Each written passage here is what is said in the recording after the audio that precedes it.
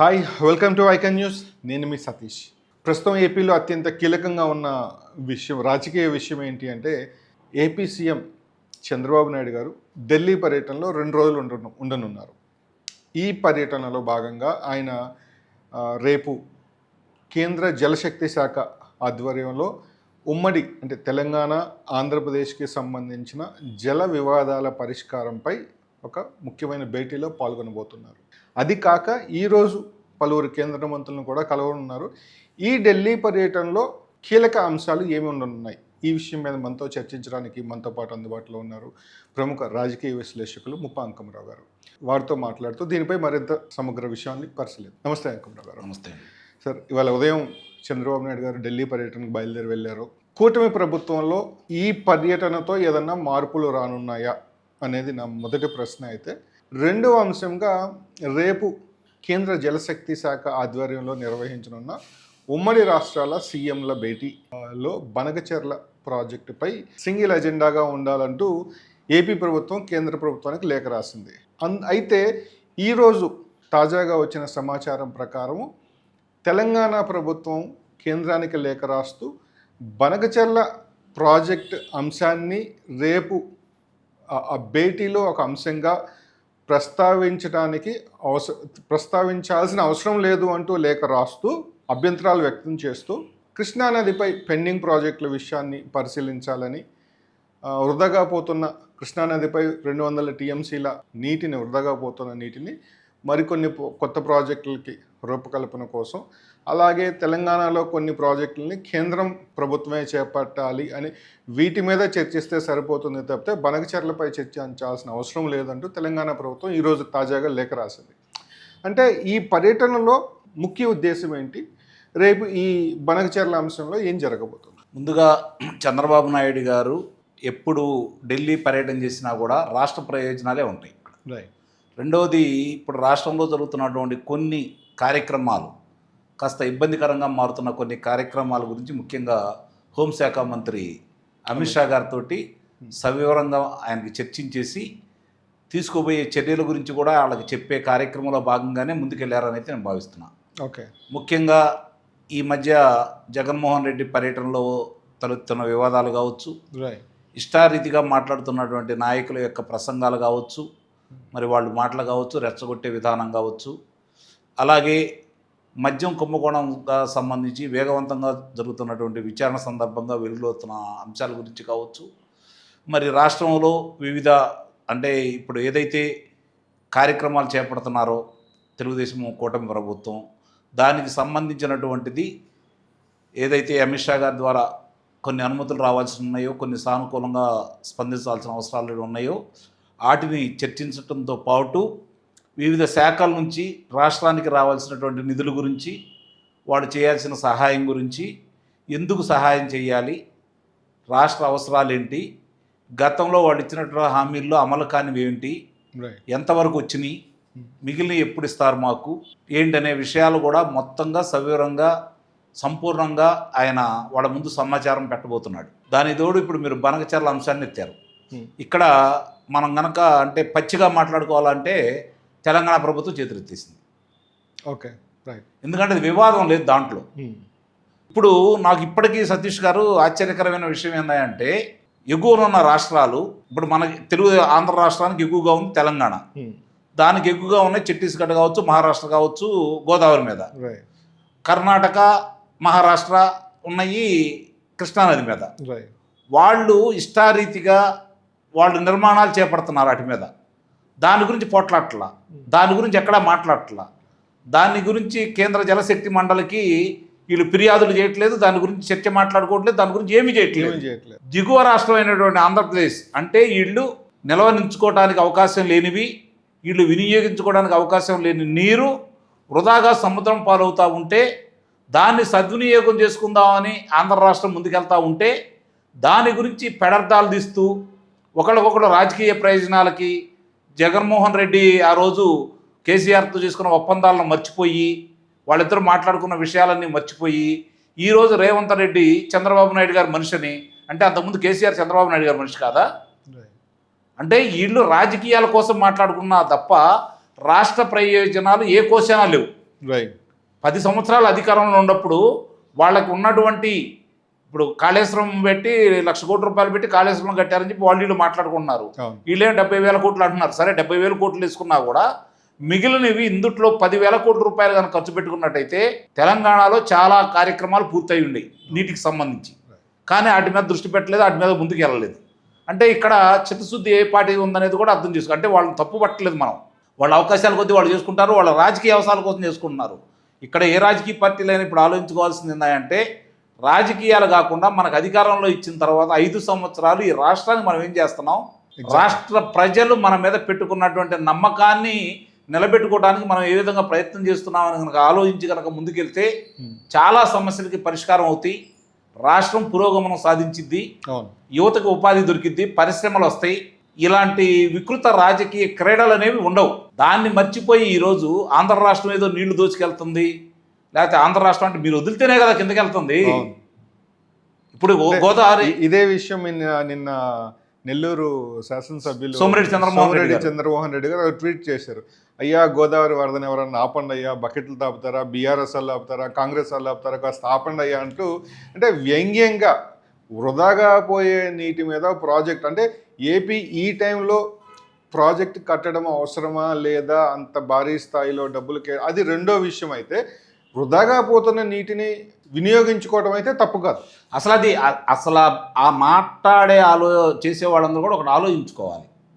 మిగులు జలాలా అవి, వరద జలాలా అనేది తీసి పక్కన పడేస్తే వీళ్ళు నిల్వలు చేసుకునేటువంటి నీళ్ళు అంతే. మనం లోతుకి వెళ్ళొద్దు, ఎందుకంటే దాని సాంకేతికంగా చాలా ఉంటాయి. అది వాద ప్రతివాదాలు చాలా మాట్లాడుకుంటారు. దీని మీద కూడా కేంద్ర జలశక్తి శాఖకి ఈ డేటా అంతా స్టోర్ చేసే ఒక డిపార్ట్మెంట్ ఉంది. వాళ్ళ దగ్గర నుంచి ఇవి వరద జలాలే, మిగులు జలాలే, వృధాగా పోతాయి జలాలే అని చెప్పు, ఏ రోజు ఎంత స్థాయిలో నీటి సముద్రంలో వృధాగా పోతున్నాయి అనే డేటా గత 100 సంవత్సరాల డేటా కూడా మొత్తం కేంద్ర జలశక్తికి సమర్పించారు వాళ్ళు. ఇప్పుడు ఒకటి గుర్తుపెట్టుకోండి, ఈ సమస్యను పరిష్కరించాలని కనుక కేంద్ర జలశక్తి నిర్ణయించుకుంటే 2 రోజుల్లో పరిష్కారం అయింది. అవును, 2 రోజుల్లో పరిష్కారం అయింది.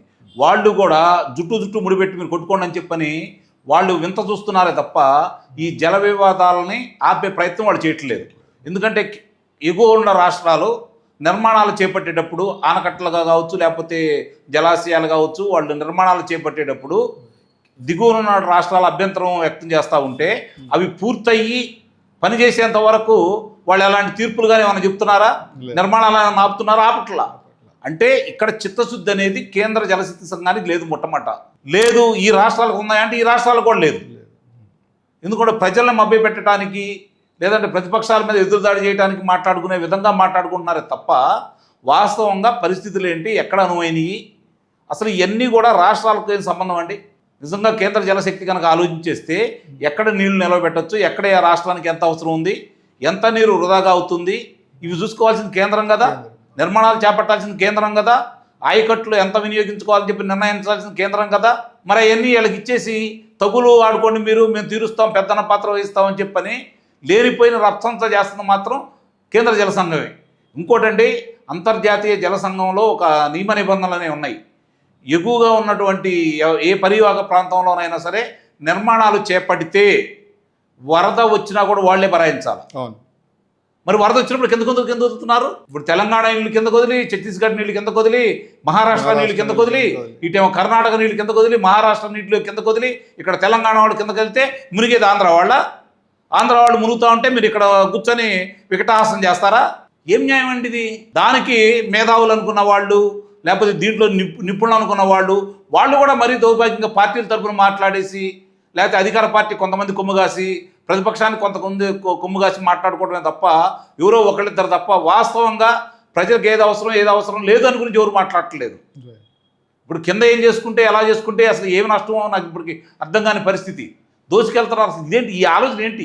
ఎవరెవరిని దోచుకెళ్తున్నారు ఏంటి? మన ప్రజాస్వామ్యంలో ఉన్నామా, లేకపోతే నియంత్ర రాజ్యంలో ఉన్నామా, లేదా దొంగల రాజ్యాల్లో ఉన్నామా? కనీసం అవగాహన లేకుండా మాట్లాడుకుంటూ విద్వేషాలు రెచ్చగొట్టే విధంగా మాట్లాడుకొని పబ్బం గడుపుకోవడానికి ప్రయత్నం చేయడమే తప్ప పరిష్కారం గురించి ఎందుకు ఆలోచించరు? ఈరోజు కేంద్ర జలశక్తి సంఘం రేపు దీని గురించి మాట్లాడదామని చెప్పి ముందుగా అనుకుంది. బనకచర్ల విషయం దాని గురించే మాట్లాడుతున్నారని చెప్పి అనుకున్నారు. అందుకే నేను అన్నాను, అక్కడ వివాదం సమసిపోయినట్టే. ఎందుకంటే తెలంగాణ ఎన్నిక తగ్గినట్టే, ఇందులో ఎలాంటి సందేహం కూడా ఏం లేదు. వాళ్ళకి కోపం వచ్చినా వాళ్ళు ఏమన్నా అనుకున్నా కూడా తెలంగాణ ఎన్నికెళ్ళినట్టే.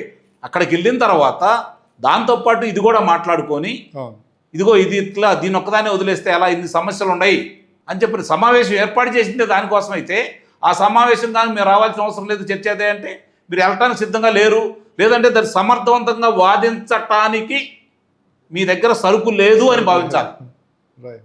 అంటే ఇప్పుడు వీళ్ళు చెప్తున్న ప్రకారం ఏదైతే బీఆర్ఎస్ వాళ్ళు కావచ్చు కాంగ్రెస్ వాళ్ళు చెప్తున్న ప్రకారము పరిమితికి మించి ఏపీ నీరు వాడుకుంటుంది ఈ ప్రాజెక్ట్ ద్వారా అనేది వాళ్ళ ఆరోపణ.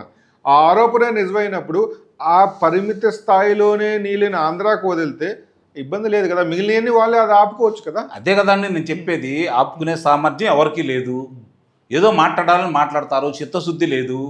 స్వతంత్రం వచ్చి ఇన్ని సంవత్సరాలు అవుతుంది, ఇంకా ఇన్ని జలాలు అన్ని చోట్ల ఒక్కసారి ఇక్కడే కాదు, గోదావరి జలాలే కాదు, లేకపోతే గంగా జలాలే కాదు, లేకపోతే కృష్ణా జలాలే కాదు, ఏ జలాలైనా సరే సముద్రం పాలు చేస్తున్నాము, సద్వినియోగం చేసుకోవడంలో విఫలమవుతున్నాము.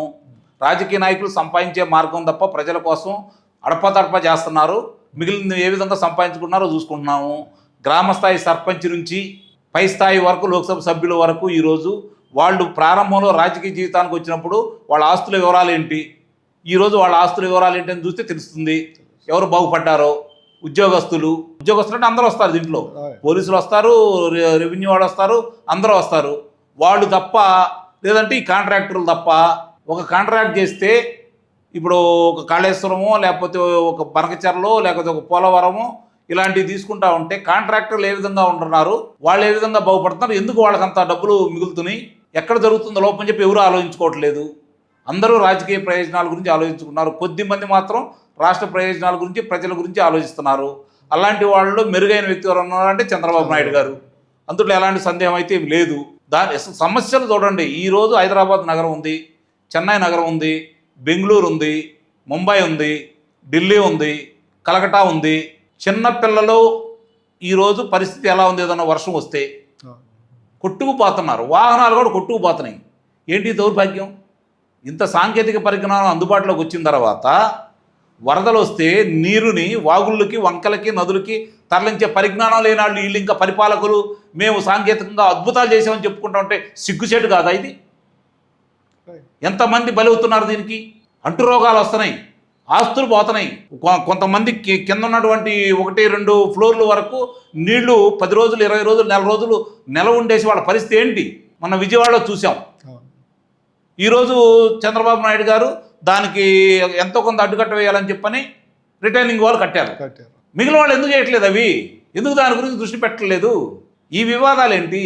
రాష్ట్ర ప్రయోజనాలు కాపాడటానికి మనం భారతీయులమా, రాష్ట్రాల వాళ్ళమా, ప్రాంతాల వారమా, మతాల వారమా అర్థం కాని పరిస్థితుల్లో ఈరోజు ఉన్నారు. దీన్ని ఆలోచించుకోవాలి, ప్రజలు కూడా ఆలోచించాలి. అలాంటి పార్టీలు మెరుగైన పరిపాలన అందించడం మానేసి ప్రజల మధ్య చుచ్చు పెట్టేసి రాజకీయ పార్టీలు పబ్బం గడుకునే ప్రయత్నం చేస్తున్నాయి. అంటే వాళ్ళు ప్రజలు దీని గురించి చర్చించుకొని కొట్టాడుకొని ప్రాంతీయ విద్వేషాలు పెట్టుకుంటుంటే ఇవి కూడా సంపాదించుకోవచ్చు కదా.